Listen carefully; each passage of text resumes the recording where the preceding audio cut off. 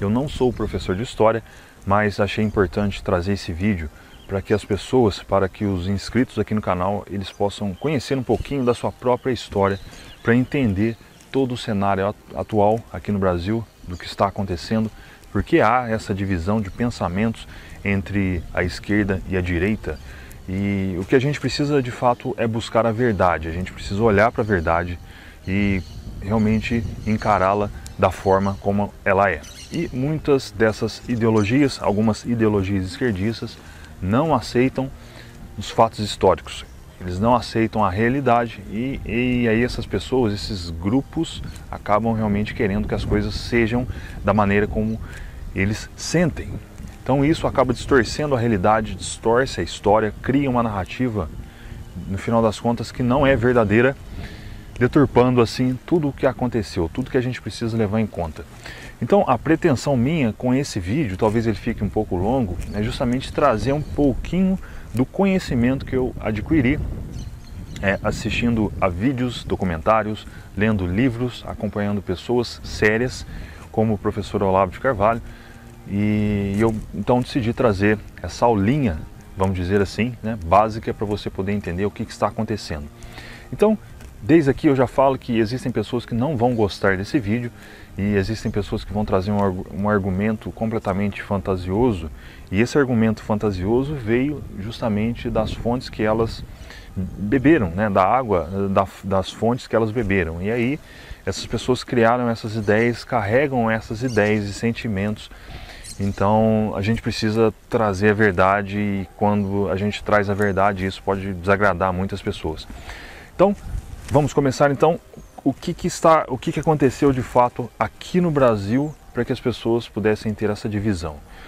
Então vamos começar ali em 1964, quando houve o golpe militar, né? Quando houve o início da ditadura militar. Antes de acontecer isso, havia ali um governo, e esse governo era o João Goulart, né? Era o presidente João Goulart, e ele estava nitidamente aliado com movimentos esquerdistas mundiais, movimentos que vinham desde a antiga União Soviética, da China, né, toda aquela movimentação. E no Brasil nós já tínhamos ali algumas pessoas aliadas ao movimento comunista cubano, né, ao movimento revolucionário cubano, que era liderado por Fidel Castro.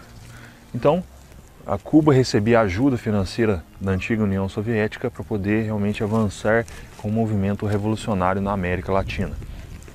E houve ali diversas infiltrações aqui no Brasil, né, diversos guerrilheiros, agentes cubanos infiltrados aqui para poder realmente difundir essa ideia comunista, né, o movimento comunista.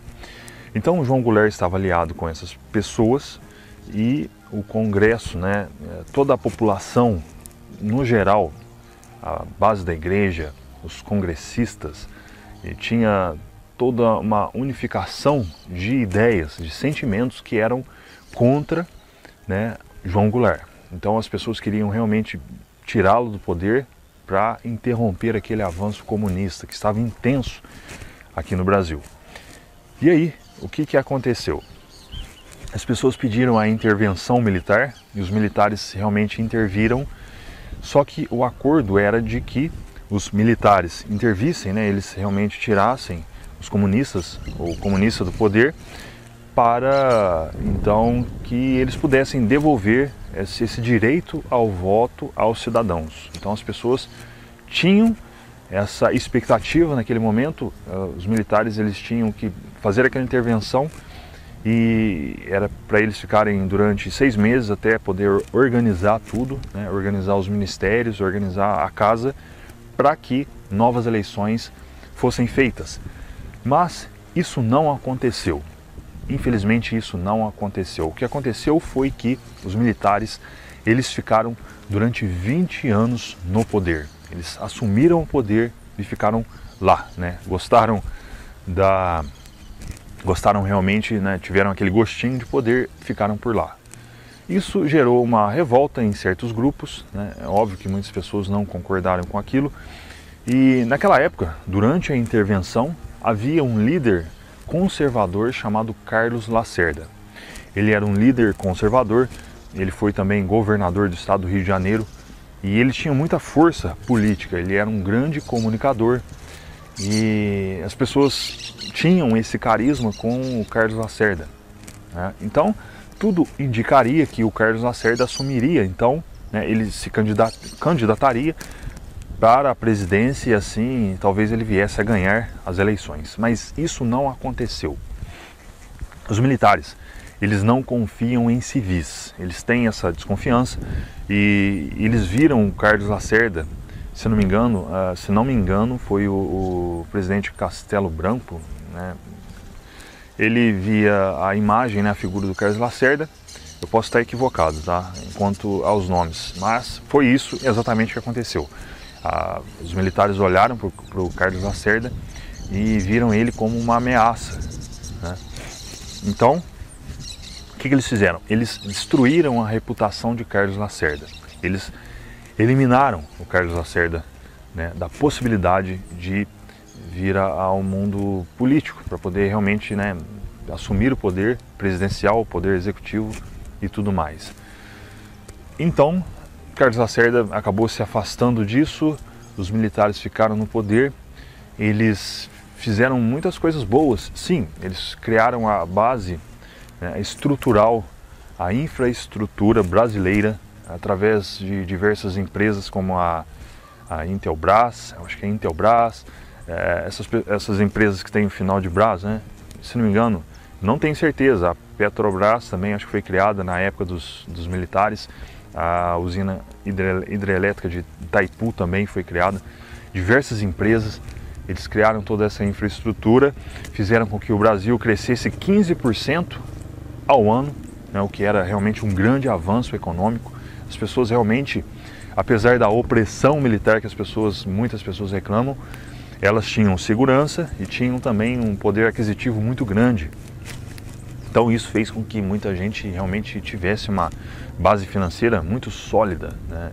Então disso as pessoas não contam, elas contam apenas as partes ruins, que eram justamente o combate que os militares, entre aspas, faziam com a esquerda mais radical.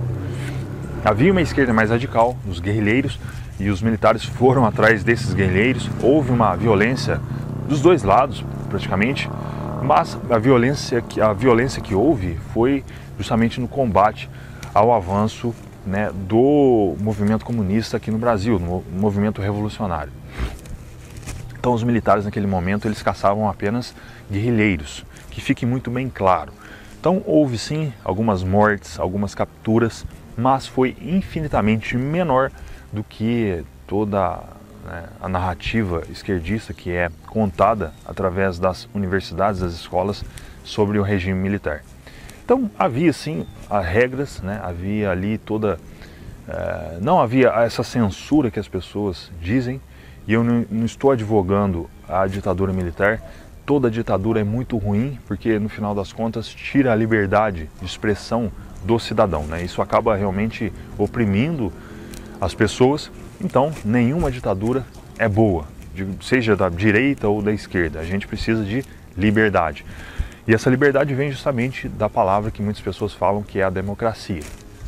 A democracia, ela é a alternância do poder. Tem que haver uma direita, tem que haver uma esquerda, e elas precisam se alternar. Por quê? Porque é assim que funciona a coisa, né?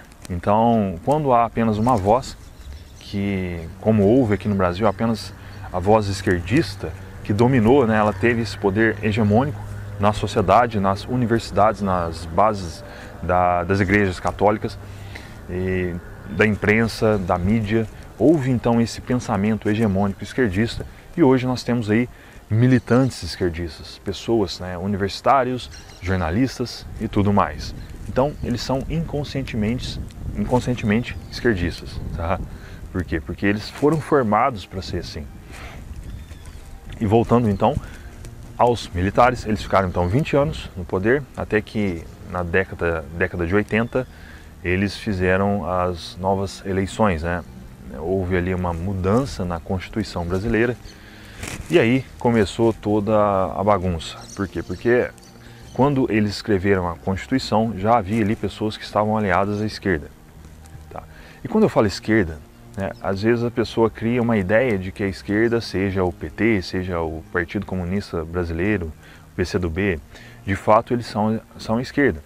No entanto, existe ainda uma esquerda mais radical e existe uma esquerda mais moderada, uma esquerda que é mais, né, digamos assim, politicamente correta, que finge fazer oposição da esquerda mais radical. Isso aconteceu também no Brasil. Como que aconteceu? Quando partidos como o PMDB, né, antigo PMDB, o PSDB, que são partidos que se assumem centro, né, centro-esquerda, são na verdade partidos mais alinhados à esquerda, a esquerda mais moderada, que foi fazendo esse fingimento de oposição com partidos mais extremistas, né, como PT, e Partido Comunista e tudo mais. Então, houve ali, em um certo momento, Fernando Henrique Cardoso assumiu a presidência da República e ele fez toda uma preparação para que o Lula fosse eleito. Como assim? Sim, a partir do momento que ele trouxe, né, porque o Fernando Henrique ele já se assumiu, né, como um dos melhores alunos de Antônio Gramsci. E Antônio Gramsci foi um intelectual comunista que viveu na Itália. Ele teve um tempo preso na prisão, né? Ele teve um tempo preso, né? E durante esse tempo na prisão ele desenvolveu essa ideia, que na verdade essa ideia que ele desenvolveu já tinha sido surgida através de Stalin, né? E o Stalin já tinha essa ideia e Antônio Gramsci simplesmente replicou essa ideia, que era fazer com que as pessoas se tornassem socialistas de maneira inconsciente. Ou seja, fazer com que a ideologia se tornasse onipresente, onipotente, né, uma força invisível, e que as pessoas se tornariam então, sem que elas percebessem, todas socialistas. E essas ideias de Antônio Gramsci, elas se infiltraram, né, elas foram muito bem sucedidas aqui no Brasil, porque o brasileiro, ele, de certo modo, ele acabou tomando ódio ao conhecimento, ódio à cultura, né, a cultura que existia nos anos 50, né, todo a ordem que existia nos anos 50, né, toda a intelectualidade que existia naquela época. E a ideia de Antônio Gramsci era justamente destruir tudo isso, destruir todo esse, vamos dizer assim, esse conservadorismo. E quando eu falo de conservadorismo, estou falando da estrutura que fez com que a sociedade chegasse até o momento em que ela chegou. Então, o conservador, ele basicamente não tem uma ideologia. Ele quer apenas conservar aquilo que já foi construído. É apenas isso. Mas a ideia dos progressistas, essa mentalidade revolucionária, visa destruir algo para poder instalar algo melhor, entre aspas, né? Eles acreditam que seja melhor. E aqui que vem justamente a força do conservadorismo. Por quê? Porque o conservadorismo, ele já sabe que tudo o que foi feito, tudo que foi idealizado funciona. É a estrutura do mundo, né? A estrutura básica do mundo que funciona no final das contas. Agora, o progressismo, ele visa destruir essa estrutura para poder instalar algo novo, que nunca foi instalado antes. Então pode dar muito errado as ideias progressistas. E a gente vê que dá errado. Por quê? Porque as pessoas, no final das contas, elas precisam destruir algo, precisam destruir pessoas para poder instalar essa ideologia que promete um futuro melhor, promete uma igualdade, promete, né, tudo o que eles prometem. Porém, todas essas promessas estão no futuro, elas nunca acontecem, né? Então, eles ficam empurrando isso com a barriga, isso nunca chega. E durante esse processo, durante esse empurramento com a barriga, né, durante essa procrastinação, no final das contas, eles assumem o poder, eles instalam, né, leis ditatoriais, leis que realmente oprimem as pessoas em nome desse futuro hipotético. Resumidamente, isso é a base da mentalidade revolucionária. Ela visa inverter a ordem do tempo e eu vejo muitas pessoas caindo nisso. A gente mesmo talvez já tenha caído nisso através de ideias revolucionárias, né? Ideias que realmente podem nos fazer muito mal. Então a gente precisa fazer esse exame de consciência, fazer um mapa das nossas ideias, de onde vieram as nossas ideias. Porque eu vejo muitas pessoas dizendo que têm ideias próprias. Eu não tenho ideia própria. Para você chegar no nível de ter ideia própria, você precisa estudar e muito. Tá? Você precisa chegar num nível intelectual, cara, muito grande. Você precisa estudar muita coisa, diversas culturas, é muita coisa. Então, o que a gente faz? A gente, para facilitar o processo, a gente acaba aprendendo com pessoas que já estudaram sobre isso. Então isso facilita, encurta o tempo de aprendizado e a gente pode então usufruir desse aprendizado na nossa própria vida. Voltando então na questão do Fernando Henrique Cardoso, naquela época então ele se gabava de ser um aluno quase que perfeito do Antônio Gramsci, e o Fernando Henrique ele é um socialista fabiano, a escola fabiana, que é um socialismo mais moderado, né? Que é um socialismo que, inclusive, tem como símbolo uma tartaruga. Então eles vão tomando medidas socialistas disfarçadamente, devagar, diferente da ala mais radical, da ala esquerdista mais radical, que visa instalar esse regime socialista através de uma revolução.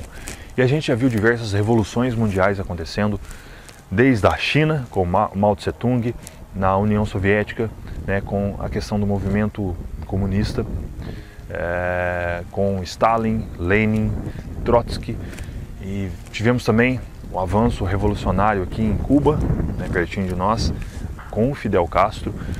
Temos aí na Venezuela com Maduro.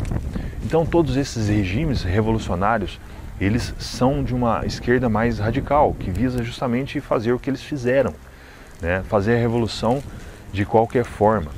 Isso também aconteceu na Revolução Francesa, onde os liberais, eles literalmente cortaram a cabeça do rei para poder instalar o regime, né, que eles tanto queriam. Então houve ali mortes, muitas mortes, houve todo esse sangue derramado, que é muito lamentável. Então a gente percebe que toda revolução ela traz esse elemento de violência. Então isso é muito danoso. Porém, os socialistas fabianos, eles fazem a revolução através de medidas econômicas, né? Existem aí diversos globalistas, né, que visam justamente dominar a sociedade. Para quê? Para fazer com que eles se permaneçam no poder. E aí eles tomam medidas econômicas, eles financiam certos grupos, certas instituições, ONGs, né, que realmente trazem ali questões como aborto, feminismo, né, e toda essa ideologia que visa inverter os valores da sociedade, e isso é novamente muito danoso. Então a gente precisa entender tudo isso.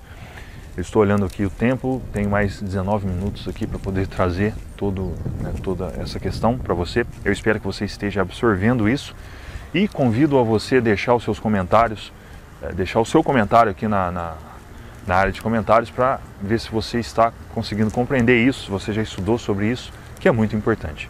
Continuando. Fernando Henrique, então, através do socialismo fabiano, através dessa estratégia gramsciana de ocupação de espaço, que também é um elemento que existe, né? Ocupar espaço. Então vemos aí pessoas ocupando espaço na mídia, na imprensa, no jornalismo, nas universidades.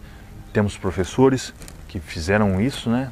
Eles tiveram toda esse estudo gramsciano, a mudança cultural que houve, e aí as pessoas então acabaram aderindo a isso. Então as pessoas acabam absorvendo essas ideologias de maneira inconsciente, e aí elas acabam se tornando propagadoras dessas ideologias progressistas. Voltando aos militares, esse assunto ele é um pouco radial, então eu vou e volto, né, porque a gente tem que pegar elementos históricos, elementos para poder realmente trazer, né, todo o cenário de como que foi. Então a gente sempre vai fazer esse movimento de forma radial, não linear, né, porque por causa desses elementos históricos. Então, voltando aos militares. Os militares, eles têm um grande problema. Qual que é esse problema? Eles têm uma mentalidade positivista, uma mentalidade tecnocrata. O que eu quero dizer com isso? Um positivista, um tecnocrata, acredita que se você tem uma elite, se você tem um grupo ali de pessoas técnicas, né, em suas áreas de atuação, em seus ministérios, essas pessoas sejam capazes de administrar, né, ter justamente a administração do país através das suas ações, através dos seus atos. E os militares, embora eles tenham combatido o movimento revolucionário aqui no Brasil através da guerrilha, eles deixaram de prestar atenção no movimento gramsciano, que é um movimento mais perigoso. Por quê? Porque eles trabalham a questão psicológica das pessoas, a questão de manipular as ideias das pessoas para poder instalar as suas ideias. E os militares, eles não acreditavam nisso. Na verdade, os militares, eles, durante a ditadura, eles tinham métodos de censura, mas essa censura era feita apenas na imprensa. Por quê? Porque eles tinha a questão investigativa de saber quais grupos revolucionários que estavam trabalhando aqui no Brasil. Então eles tinham que fazer esse trabalho de investigação, e se saísse alguma notícia que comprometesse o trabalho deles, né, isso poderia ser muito ruim. Portanto, eles tinham uma censura, né? Tinha os jornalistas, a imprensa naquela época, eles não podiam noticiar certos temas, certas informações, para não atrapalhar as investigações. Eles tiveram esse trabalho, mas eles não fizeram uma campanha anticomunista, como a Polônia, por exemplo, fez. Na Polônia, o comunismo é considerado como nazismo, tem o mesmo teor, então é proibido lá. E os militares não fizeram isso aqui no Brasil. Então eles acabaram por não ter essa disputa ideológica, por não combater, não criar uma campanha anticomunista. Os comunistas gramscianos, né, os progressistas, né, os estrategistas gramscianos, eles acabaram então ocupando todo o espaço que existia. Pior do que isso era que os militares, de certo modo, eles financiaram os progressistas. Como que eles faziam isso? Dando dinheiro, né, obviamente, ajudando movimentos culturais, né, negando fazer esse combate ideológico. E eles simplesmente diziam assim: não, a gente não pode ter, a gente precisa deixar com que o outro lado se expresse, né? A gente não pode fazer esse combate ideológico, a gente deve combater só os guerrilheiros. E aí eles deixaram que isso acontecesse. E aí os esquerdistas foram tomando espaço. E até mesmo na base militar, existem muitos militares, né, embora existam aí várias pessoas pedindo a intervenção militar, né, e eles não percebem, as pessoas que pedem isso não percebem que, se caso isso vier a acontecer, pode acontecer como aconteceu justamente em 64, de eles assumirem o poder e não saírem mais, né, e continuar fazer tudo o que de errado eles fizeram, por não ter esse combate ideológico. Então é necessário ter esse combate ideológico que, como diz o professor Olavo de Carvalho, política sem ideologia é como futebol sem bola. Então não tem como, não há jogo sem o elemento ali principal.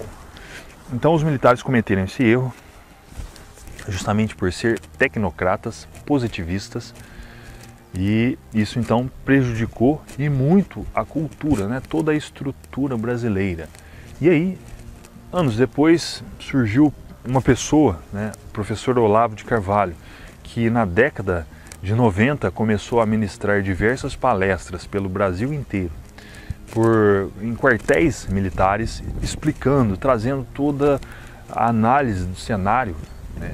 Um grande cientista político que é o professor Olavo de Carvalho, se não o único brasileiro capaz de entender tudo o que estava acontecendo naquele momento.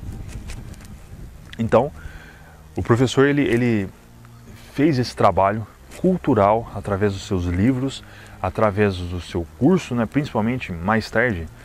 Ele começou escrevendo livros como A Revolução Cultural, depois ele escreveu O Imbecil Coletivo, O Mínimo que Você Precisa Saber para Não Ser um Idiota, tudo isso na questão política. É óbvio que ele escreveu outras obras de nível intelectual sobre Aristóteles, mostrando todo o pensamento de Aristóteles. Então o professor Olavo, muitas pessoas acreditam que ele apenas, muita gente rotula-o como um guru da direita, mas na verdade o professor Olavo é muito mais, infinitamente maior do que um simples guru. Ele é uma pessoa que mudou, de certo modo, o curso do Brasil através das suas obras literárias, através da sua profissão como escritor e também de jornalista. O professor Olavo foi um jornalista, ele esteve no meio, ele viu tudo o que aconteceu naquele momento, ele viu toda essa transformação, toda essa invasão. Como que ele viu isso? Porque na sua juventude ele fazia parte do Partido Comunista, ele foi um comunista durante um tempo muito curto, ele começou a perceber toda a vigarice que existia ali, e aí ele se tocou, viu que aquelas pessoas realmente não tinham nível moral, não tinham nada de moralidade, e aí ele acabou saindo fora daquilo. Começou lendo outras obras conservadoras, de pensamentos conservador, e ele viu que havia um mundo fora daquele ambiente comunista. Mas o professor ele estudou o comunismo durante 40 anos, até hoje ele estuda. É uma pessoa que a mais capacitada para poder falar sobre o movimento comunista. Então a gente vê aí diversos liberais que tentam dialogar ou debater com os comunistas num nível econômico. E a gente sabe que não existe economia comunista, não existe isso, existe apenas a escravidão de certos grupos, de certos empresários que os comunistas fazem, assim como Stalin fez na União Soviética, assim como Hitler fez também com a classe empresarial, colocou a classe empresarial de joelhos para fazer com que eles trabalhassem, gerassem dinheiro, porque alguém precisa trabalhar, alguém precisa gerar riqueza para poder, de certo modo, financiar o movimento revolucionário. Então, se trata disso, e o professor Olavo sabia disso, ele tentava então alertar os militares sobre esse perigo, e os militares, infelizmente, não deram ouvidos ao professor Olavo. Eles continuaram com essa ideia tecnocrata, positivista, de apenas administrar o país através de técnicos e sem combater a questão anticomunista, sem combater a questão comunista, sem trazer um anticomunismo de fato. Eles poderiam ter criado programas nas escolas, ensinando os alunos sobre os perigos de tudo o que estava acontecendo, mas eles não fizeram isso. E aí nós tivemos, diante de todos esses fatos, nós tivemos a eleição do Lula, eu não me lembro exatamente se foi 2000 ou 2002, que é a primeira vez que o Lula foi eleito. Acho que foi mais ou menos nessa data. Então, o PT assumiu o poder e desde então eles ficaram durante 12 anos, ou mais no poder. Eu não sei fazer a conta exatamente. Foi a eleição do Lula, a reeleição, depois tivemos a eleição da Dilma. A Dilma foi derrubada em 2016. Mais ou menos aí 16 anos de PT no poder. E aí o que o PT fez? Eles inverteram completamente os valores, eles financiaram outros grupos revolucionários de outros países através do BNDES, é isso que o movimento revolucionário faz. Stalin cresceu na carreira assaltando trens naquela época, foi assim que ele conseguiu chegar no topo, se tornar um líder comunista lá na antiga União Soviética. Então o banditismo, toda essa inversão de valores, tudo isso faz parte da revolução. Por quê? Porque o mundo precisa ser igual. Então o crime se torna algo que acaba realmente, ora, né, a ideia progressista é essa: se existe um criminoso, o criminoso é uma vítima da sociedade, como se todo criminoso não tivesse escolha própria, né? Tivemos em toda a história humana, temos sofrimento, temos tudo isso, e isso faz parte da estrutura humana. A gente precisa resolver esses problemas, e não é se vitimizando, não é colocando a culpa nos outros para justificar os nossos atos que nós vamos conseguir mudar o mundo. Porém, a ideia progressista se trata disso, né? Se trata de fazer com que um bandido se torne vítima da sociedade, toda a sociedade é cruel, né? Enfim, todo aquele discurso que a gente já sabe. Então eles inverteram tudo isso, desarmaram a população, vieram com ideias, toda essa questão ideológica progressista. E aí nós tivemos então essa infiltração que fez com que as pessoas pensassem da maneira como elas pensam hoje. Várias pessoas pensam assim, várias pessoas detestam os conservadores, né? E sem analisar tudo o que aconteceu, sem analisar esse processo histórico. Então a gente precisa olhar para o processo histórico brasileiro para entender aonde nós estamos, para entender de onde vieram as nossas ideias, para que a gente possa se orientar no mundo, se orientar na nossa própria vida e continuar com ela. Então isso é extremamente importante. Eu estou vendo aqui, está acabando o tempo de gravação, tem apenas um minuto praticamente. Para finalizar então, eu queria trazer rapidamente aqui a questão liberal, né? Todo liberal, ele acaba sendo uma ponta de lança do movimento revolucionário. Por quê? Porque o debate dele não é... Ele traz apenas o debate na questão econômica. Ele acha que precisa existir a liberdade econômica, coisa que os conservadores também defendem, mas a questão, o debate principal dos conservadores é justamente de manter a ordem, de manter a base cristã, no final das contas, né, que é a base do conservadorismo. É óbvio que existem muitos ateus que são conservadores, existem muitos budistas que são conservadores, existem muitos islâmicos que são conservadores e que querem que se mantenha toda essa estrutura. Então, vem os liberais, começam com esse discurso, eles são a favor de muitas pautas esquerdistas. Por quê? Porque tudo que é favorável à economia de mercado acaba sendo então favorável aos liberais. Então a gente precisa tomar cuidado com os pensamentos liberais, porque eles são ponta de lança do movimento revolucionário. Infelizmente eu não posso falar mais porque está acabando aqui o tempo de gravação. Se você gostou dessa aula, vamos dizer assim, deixa aqui o seu comentário. Se você quiser saber mais sobre esse assunto, deixa o seu comentário aqui, porque eu posso gravar mais vídeos como esse. Mais uma vez, obrigado pelo seu tempo e a sua atenção. Se inscreva no canal se você não for inscrito e até o próximo vídeo.